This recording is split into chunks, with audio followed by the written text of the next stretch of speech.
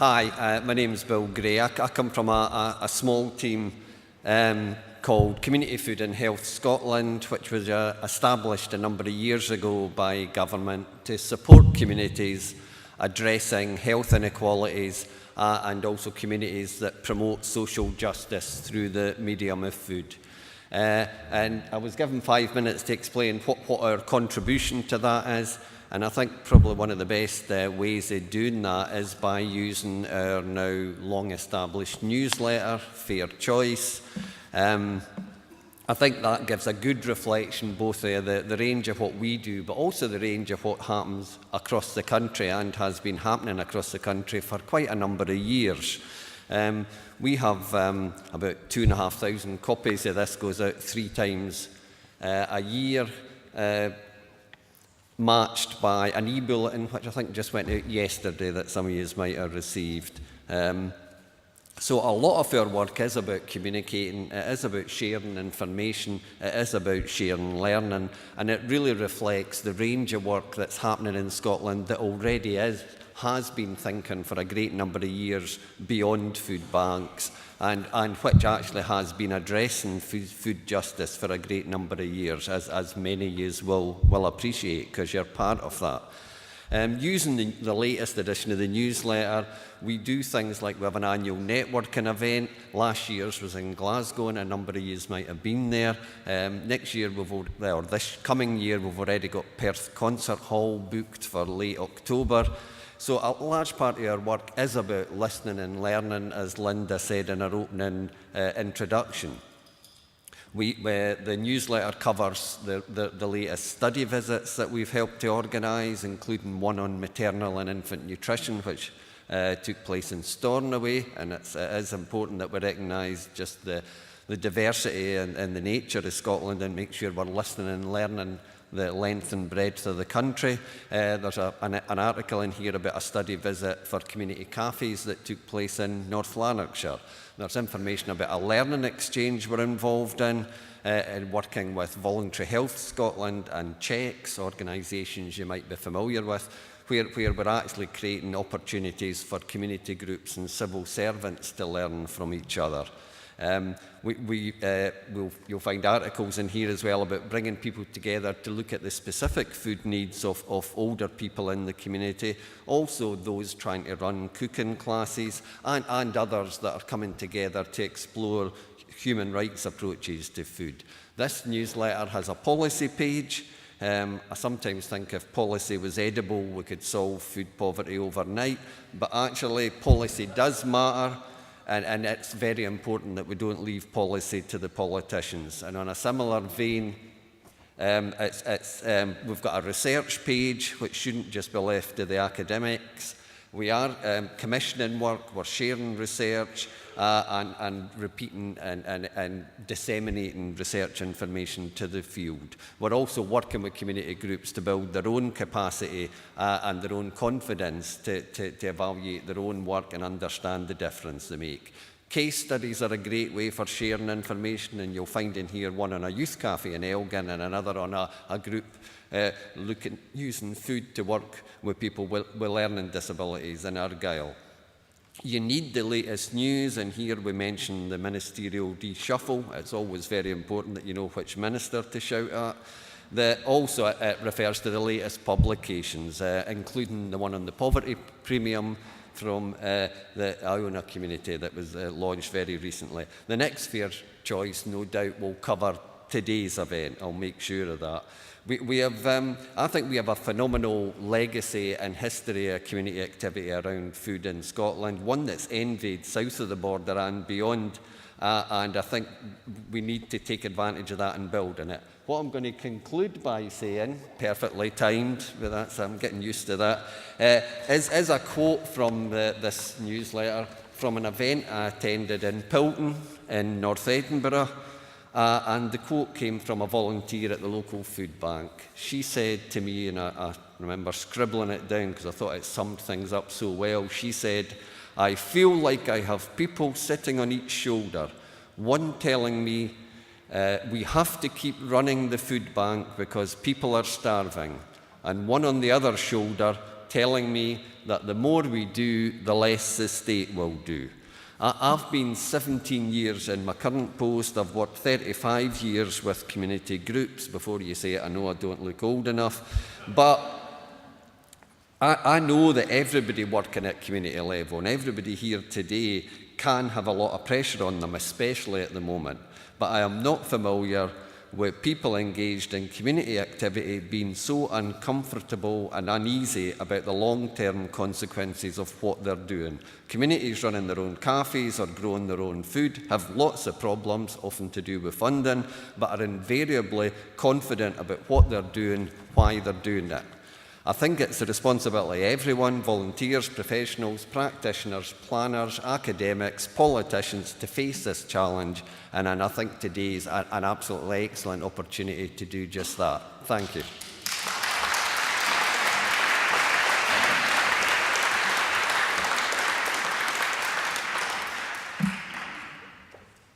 Thank you, Bill. You're a model for the rest of them. Now invite Ewan Gurr from the Trussell Trust to come and speak with us for a moment.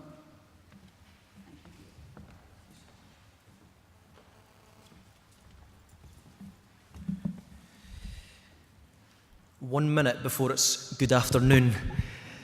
Thank you very much for the invitation to come here today. It's been a real privilege to hear from Rachel, and I hope you've been as inspired as I have. I just want to preface this by saying I'm not just a food bank provider, I'm a food bank user. My wife and I were in a situation 3 years ago where we had to utilise the very food bank that I was running because we didn't have enough money in our bank account to buy toilet roll. So I know the feelings of shame and embarrassment that many people feel. I think there's three things I would want to say just as a contribution to today's conversation. The first thing I would say is that we need to know what we mean when we say food banks.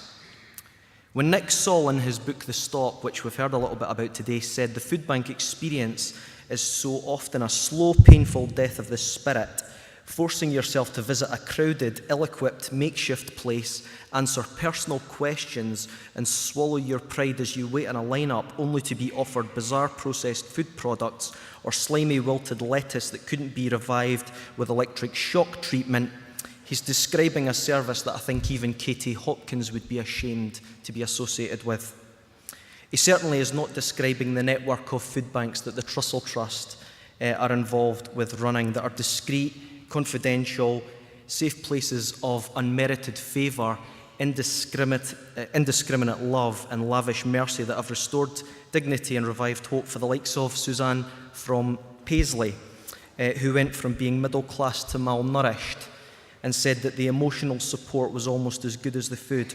Or Shauna from Dundee that said to Sunday Politics Scotland 2 weeks ago, and went from being a benefactor to a beneficiary, the food bank helped me secure my first tenancy and a full-time job.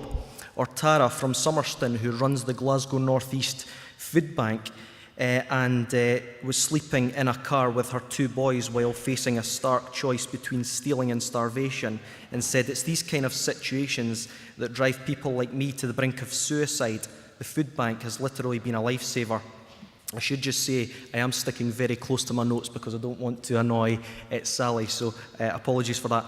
And when I recently asked those people who had utilised food banks what would happen if they did not exist, the reply was pretty clear. Hunger and starvation would skyrocket, malnutrition would grow, and suicide would also increase. Rachel talked today about health issues. I'm in absolute agreement with her. I should also say that all 3 of these individuals will be publicly presenting at the Trussell Trust Food Bank Conference next Saturday. Please do speak to me if you're interested in attending.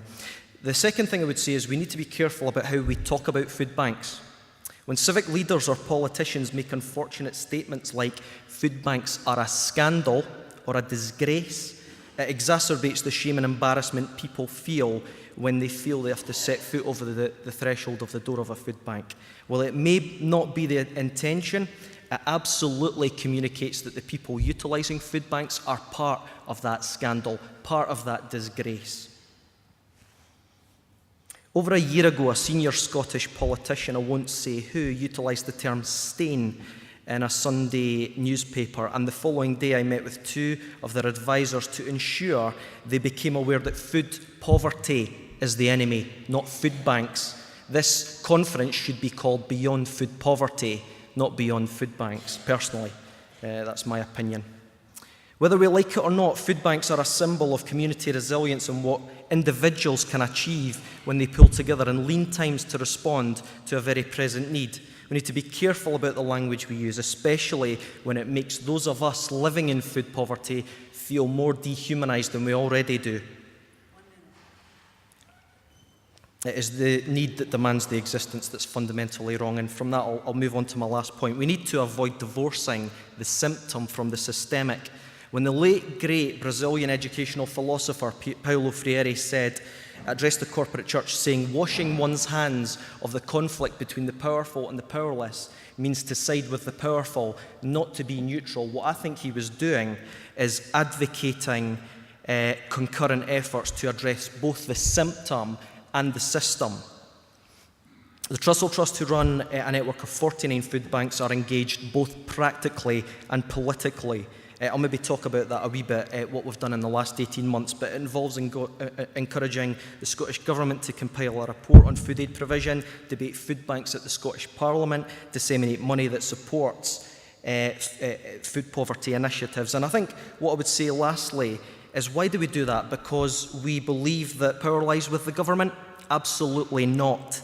Power lies with you and with me. And the reason we engage is because we believe both practical intervention and political interaction have the potential to have a short and a long-term influence upon food poverty, and that is something I believe that we can all get behind. So I would say, lastly, that if we are ever to achieve the kind of society we all want to be associated with and proud of, we must realise that we do not need to get just beyond food banks, we need to get beyond food poverty. Thank you very much.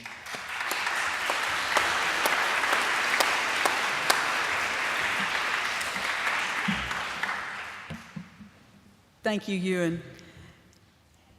We will now hear from Helen Shurock from the Maryhill Food Bank. Welcome, Helen.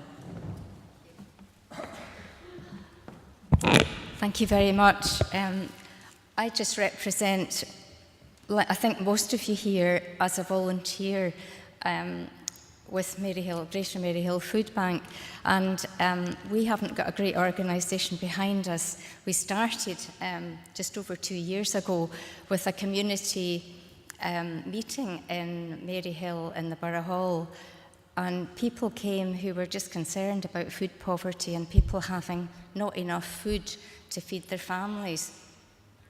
And one story that came to us was from the police, and the story was that a young chap had run out of one of the supermarkets in Maryhill, and a police car just happened to be coming past at that time. And so they pursued this gentleman and picked him up. And when he got into the police car, it transpired that he had stolen 1 bar of chocolate or something like that, and he hadn't eaten properly for about a week. And so that was just absolutely shocking to some of the people to hear that. So as a result of that and many other stories, people got together in Maryhill and they decided eventually they wanted to be a community involvement situation. So we had partners from different places, individuals, and from housing associations, from social work department, from Rockhill Furniture Project. Different people all came together. And we formed a food bank. And we had £50 to start with, which went mainly on buying crates to put food in, which was donated from local people. And the people of Glasgow are notoriously generous, but I think the people in Maryhill, if you can say so, are even more so. And so we soon had quite a lot of food, and we had to find places to store it. We stored it in the furniture project at Rockhill, in church halls, community halls, for about the first 5 or 6 months, and then eventually, after we were constituted as a SCIO, we managed to get, a result of a grant, a unit in just beside McDonald's in Maryhill, and that was fitted out with help. And so we're now in the process of trying to work out how we go forward, and we now have partners from lots of different places who can all refer. And I think probably the difference in our situation is that we don't have a limit, and which is maybe not good after what we've heard today, but people who are sanctioned are allowed to come to the food bank as often as they need to, because, as has already been said, if people have got no money, you can't buy food anywhere. And the main things we've found, the problems are that, for instance, people would come and we'd give them tins of food. They didn't have a tin opener to open the tins, and so some benefactor gave us a whole pile of tin openers. They had no heating, which is what you've already heard. So they had no means of heating or cooking their food. They had no means of heating their houses, and they were sanctioned, and so weren't able to get any money from anywhere. And often they were not English speaking, that wasn't their first language, and so was that difficulty as well. We now have, also they had no transport, so there was difficulty from them getting around, and so we've decided that they had to set up a sort of peripatetic food bank, that we go to different parts of Greater Maryhill, because some people were having to walk miles to get to us. So we cover two venues, two of the same venues 6 times a year throughout Maryhill.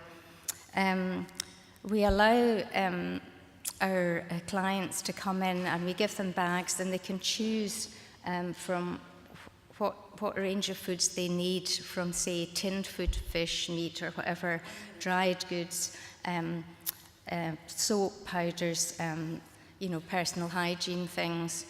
And so they can go around and they can choose what they need, which is slightly different from some other things.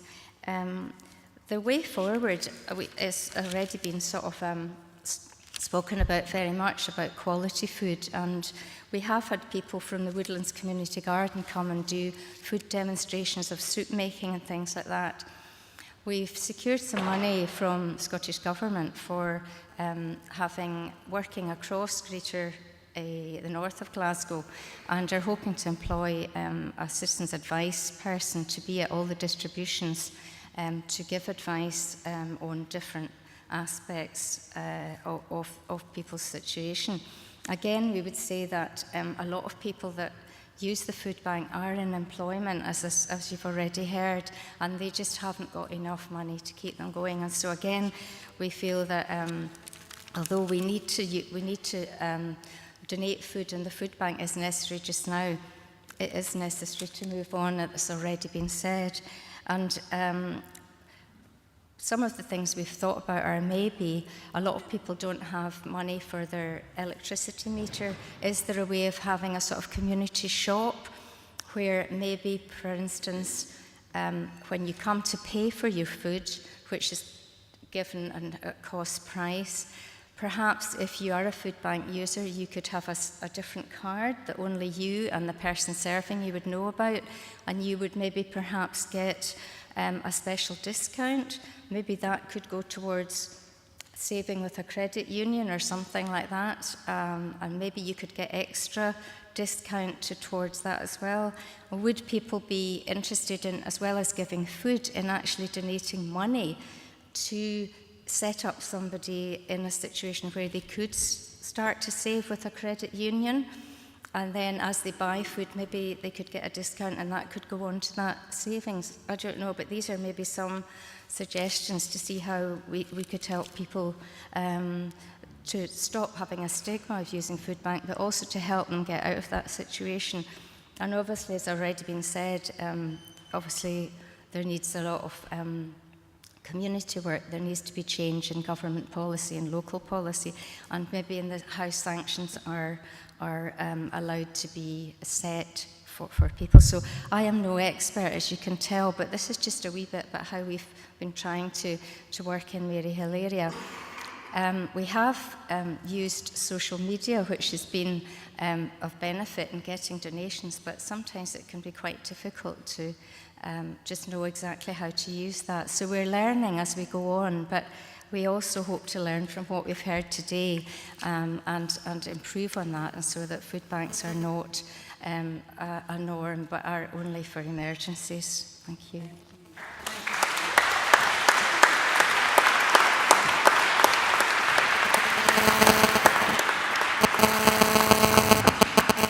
Thank you, Helen. And, oh, is it my phone?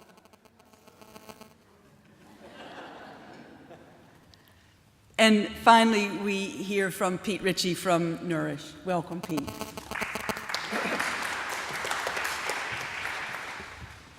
Hello. Nourish Scotland works for a fairer and more sustainable food system in Scotland. We entirely agree with Rachel that this is not about food. This is about resisting the collective punishment of the poor and the powerless in our society. Food is a symptom, but food is also, as Rachel says, an organizing principle. And we can, we believe, take specific measures to address food poverty, just as we can take specific measures to address fuel poverty. We can slice off little bits of the poverty cake and work on that alongside a wider campaign to eradicate poverty. Nourish is committed to the principles of food sovereignty. We're also committed to principles of sovereignty. Nourish wants to see a food system in Scotland which is repurposed, redesigned, and remodeled so that it nourishes the people of Scotland. It doesn't screw up our environment, it doesn't abuse our farm animals, and it doesn't abuse other people's farm animals or screw up other people's environment either. That's the food system we want to see. And within our picture of a better food system is the right to food. Our magazine, which has just come out, which you can get on the table opposite you, calls for the right to food to be integrated into Scottish domestic law. We've already signed up to the UN Convention on Economic, Social and Cultural Rights under the Callaghan government in '76, but it's not yet incorporated into UK law. We think we have the legal powers to incorporate it into Scots law, and we will be working with as many people as possible to run a campaign for that to happen in Scotland. We would like everybody's support on this. We're not against food banks. We want the people who work in, support, volunteer in, and go to food banks to be part of this campaign alongside us. We're prepared to do whatever we can to work people to make this campaign happen and to get the right to food into Scottish legislation as soon as possible. We want this to be a campaign issue in this election and in the subsequent 2016 election. So that's what we're calling for. We don't think that once we've got that in Scots law, that it will end food poverty or any other poverty overnight. So we also want to see a strategic program of community-based, community-led work, building on the work that Bill and his team have done for years, building on the work that people like Ian and Greg in this audience do every day. We have an astonishing wealth of community food projects rooted in, based in communities, combining cooking, growing, getting food to people, nutrition. We've got some fantastic work. A lot of it is funded on a shoestring, hand to mouth, bit by bit. And while we recognize Rachel's success in getting fundraising from individuals, our climate is very different here. That's a really tough ask in our particular culture. So we need long-term strategic support for that from government to empower communities to come up with solutions that work, but solutions which have a common DNA. They will look very different between Govan and Galashiels, between Stornoway and Selkirk. Those community solutions will look different. But what's really important for Nourish is that they have a common DNA and they're based on some of the principles we've heard today from the stop, that they're about membership, that they're about inclusiveness. Anybody can have breakfast here, that they're about participation. We cook a community meal together, and that they're also about raising awareness of the wider food issues and the wider food justice concerns. So that's what Nourish is calling for, the right to food in Scottish legislation and a strategic program of support for community-led alternative food initiatives that combine, as long as we need it, some form of emergency food aid but on a membership basis and on a capacity building basis and on a change in the system basis. Thank you.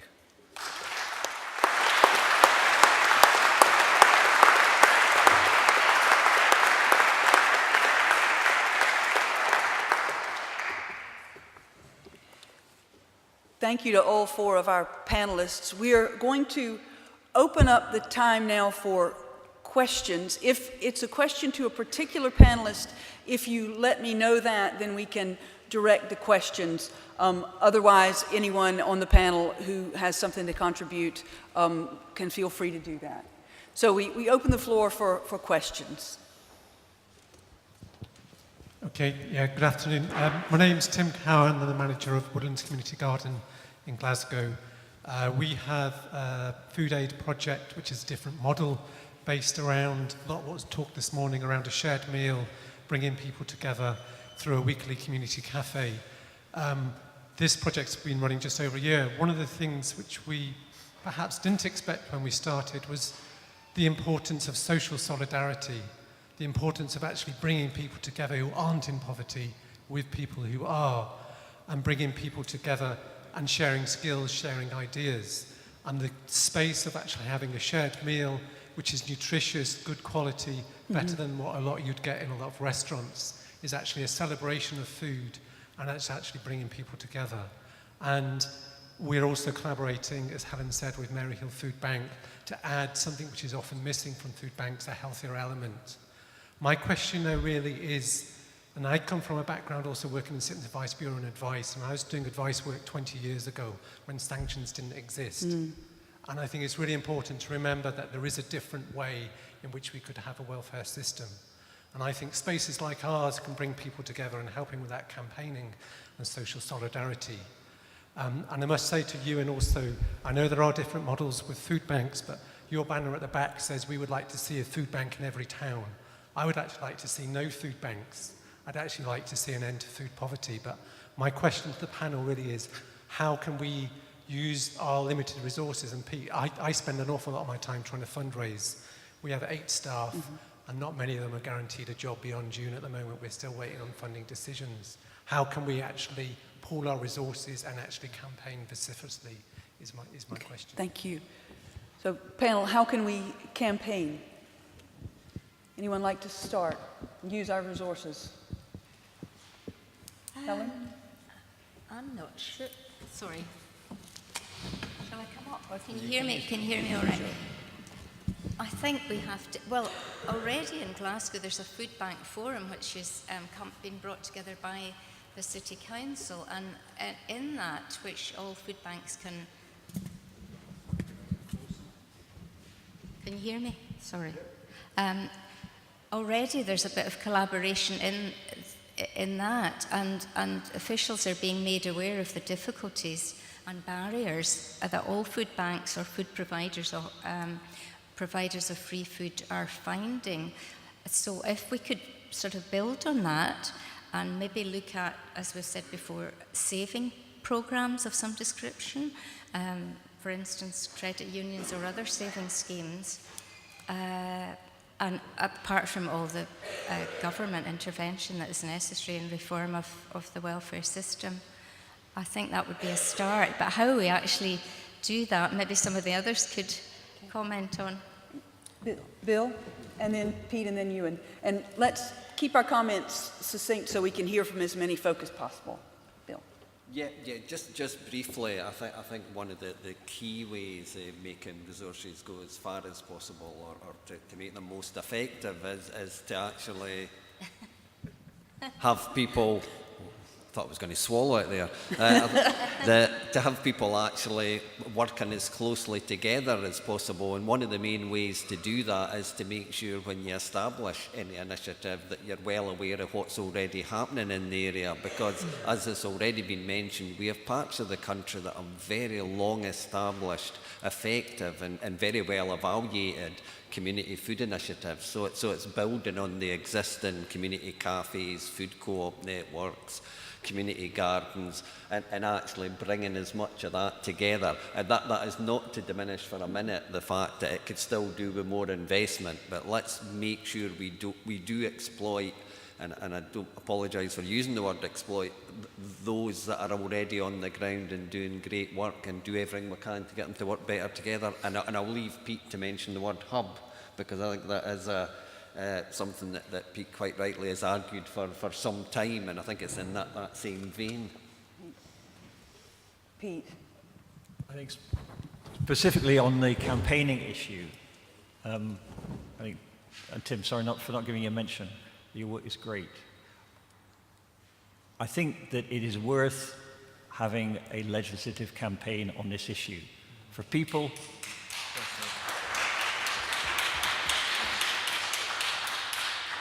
How many people here read the joint statement from the City of Edinburgh and the City of Glasgow yesterday? Did it not send a bit of a shiver down your spine that actually our political leaders are willing to sign up to that statement? I was delighted to read that statement. And some of the work behind that statement I'm very proud of too, and there's someone in this room who should be very proud of it too. So we've already got support for the right to food from Scotland's 2 biggest cities.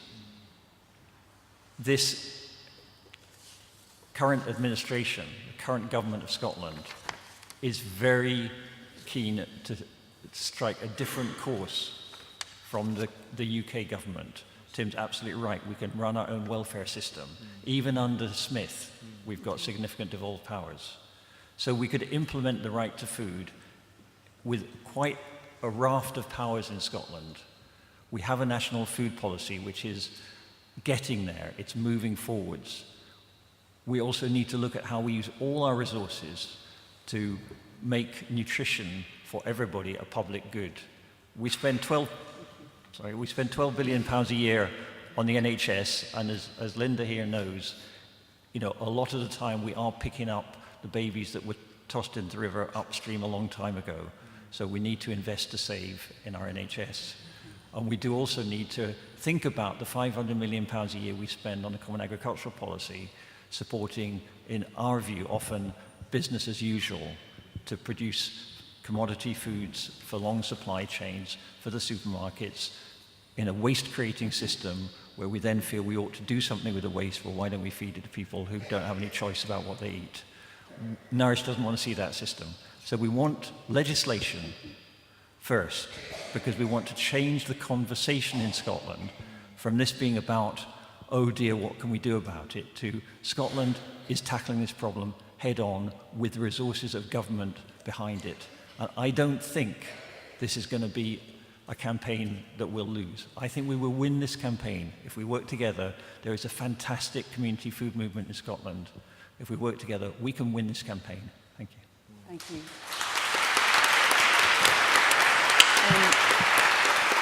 And briefly, Ewan. Testing, testing. Can you hear me okay? But, yeah. I think one of the things that really got me about what Rachel said, sorry Rachel, there's this big thing sitting in front of your face, but she actually talked about the word sanction. I think we've all become a little bit desensitised to the terminology that our government use to, let's be honest, I think you used the word punish. You know, sanction, I was like, actually, you've got a point there. I think in answer to Tim's question, I do actually advocate and proudly so the fact that I believe that every town and city in the UK should have a food bank. And I'll tell you for why, because I know that does send a shiver up some people's spines, but I think that it's about stemming the flow of hunger, starvation, malnutrition and suicide, quite frankly, as long as possible. I don't think that we're talking about a sustainable long-term response. I'm saying that I think that we need something. It's the tourniquet and triage model that you talked about, which I thought was really important. How do we do that? I think it's an absolute affront that many voluntary sector people here spend most of their time, like Tim, fundraising, when actually they would like to be on the front line campaigning for political change. I think that's a tragedy, actually, because Tim's energy could be better spent somewhere else. But what I would say is, in the time, I mean, a couple of weeks ago, there's a few things I think we can do. recently I took an MSP from the Welfare Reform Committee at the Scottish Parliament to our Aberdeen food bank. And I said, I know Ken McIntosh is here today, who's also a member of that committee, or was, I'm not sure if you still are, but I think I put a challenge out to everyone on that committee: come and visit a food bank, and please don't speak to people like me or Helen or the folk that run the food bank. Actually speak to the people that you're representing that are using food banks, because they're the people that we need to be hearing. Interestingly, Kevin took up that challenge. When he visited Aberdeen Food Bank, he spoke to 5 people utilising the service. 4 of those 5 people were from working households. And I think those are the stories that we need to be hearing. There is incredible power in hearing the stories. And I thank the Poverty Truth Commission for their contribution to today. There's other things that we've done. We've spoken to the Welfare Reform Committee. We've worked with the Scottish Government to disseminate £500,000 to food providers. Maryhill were one of the beneficiaries. We've submitted findings to the Smith Commission, which Pete just referred to, and we actually called for the wholesale devolution of welfare. I think there's more that we can do. We recently fed a sanctions submission back to the Parliamentary Under-Secretary of State for Scotland. He abbreviates his email as Puss Off Scotland. I'm just glad he's not the Parliamentary Inner Secretary of State for Scotland. But what I would say is that it's about engaging with our politicians both practically and politically. We cannot do one without the other. So thank you. At this point, I'll hand back. Okay, we've got 10 minutes. I would gently remind folk to keep things succinct so we can hear as many questions as possible. We've got a lady here, and then there's a gentleman in the back. Thank you. My name's Linda Biggersnath, and I'm a volunteer with the Woodlands Development Trust and the Monday night meal. I think it's really important that we work for legislation, and I really think it's important that we engage with politicians. However, I think it's really important that politicians know their place in this, and that this has to be a community campaign, because I, through my work previously, have worked with lots of volunteers and lots of groups who then became very involved with the bureaucracies in the country, and it sucked the life out of them because of the way that we build committees and the way that we build organisations. And I would only say politicians have a job to do, they have an elected job to do, but they are not in charge. And it's really very important that we are canny in terms of who's in charge. And in actual fact, we should be working towards the people who are taking the food being in charge, and not even us. So I think that's really important. Okay,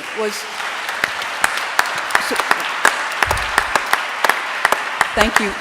Was that just a comment rather than a question? That's fine.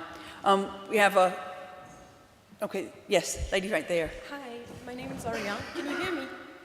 Yeah? No. Is this working? Yes. Yes, okay. My name's Ariane. I also help with the Woodlands Garden Community Cafe and the Greater Maryhill Food Bank. Following on from what Rachel said and what you've been commenting just now, I was really been thinking about the advocacy role. That I really liked what you were saying, Rachel, about how the stop helps people who do use food banks, who are in poverty, to speak up, to share their experience and really make their problem noticeable. I was listening to a talk by Graham Ritchie's, also from Canada, who was saying that in the UK there are no official statistics about food poverty, and Rachel said that only a minority of people who do use food banks, only a minority of people who are in poverty, in food poverty, use food banks. So we don't actually know the scale of the problem. We don't realize how many people are hungry, and we don't fully realize this. So I was wondering maybe if the panel could say how they think we could develop that so that users have a greater voice in this discussion, and to break that shame and stigma, because it's not fair. Okay. Yes. Bill.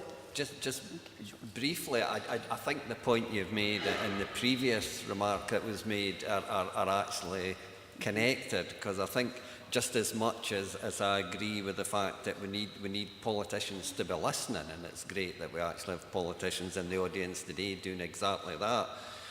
But equally, it's important that we hear the voice of people that are actually involved, and we have actually heard that through the earlier part of the agenda as well. And I know that's a key part of a number of the agencies that are here, raising the profile and the voice of the lived experience.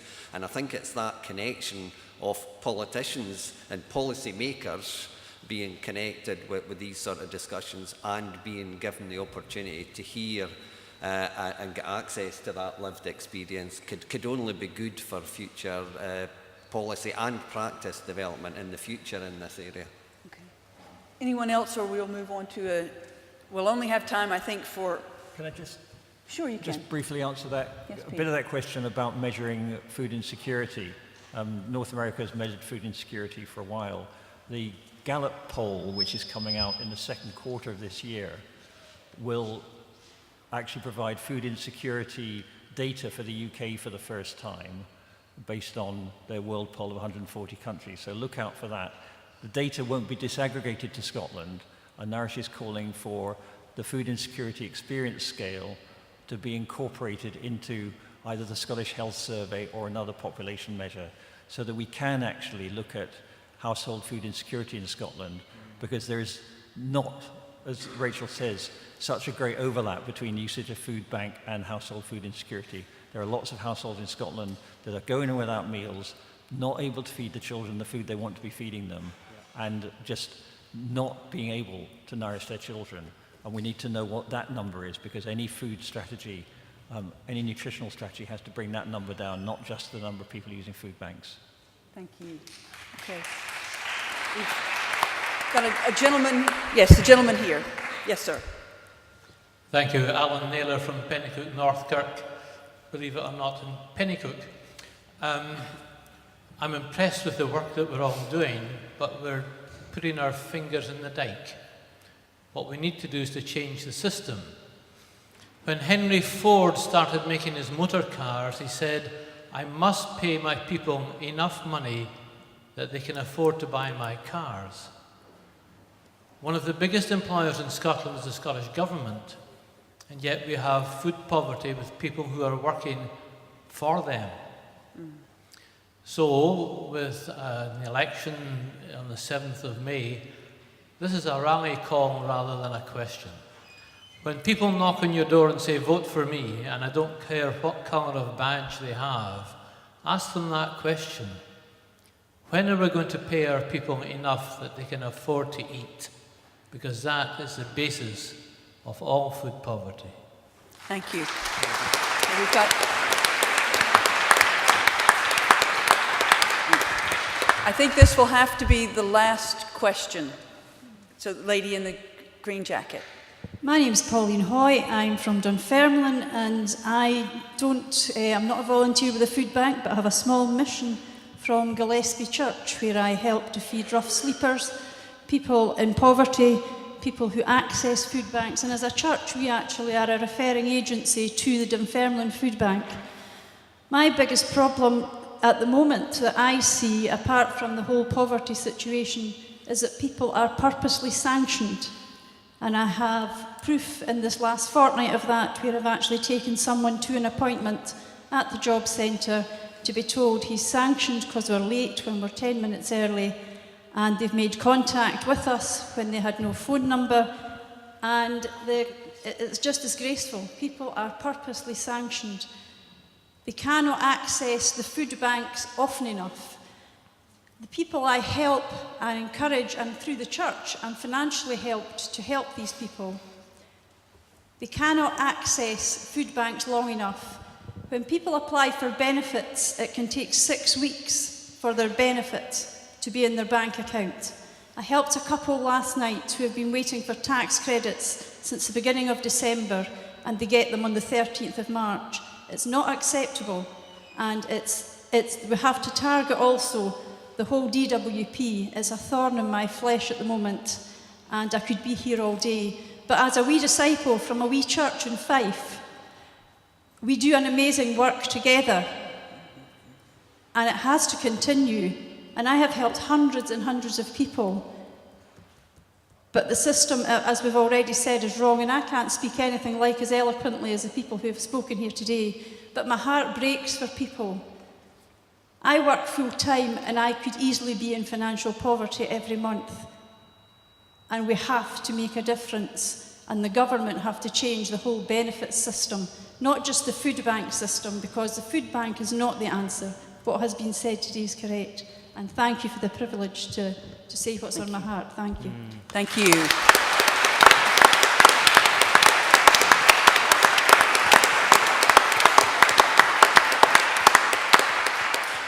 And a good point to round our morning off on. Thank you to our panelists, thank you to our speakers, and a huge thank you to you. A little bit of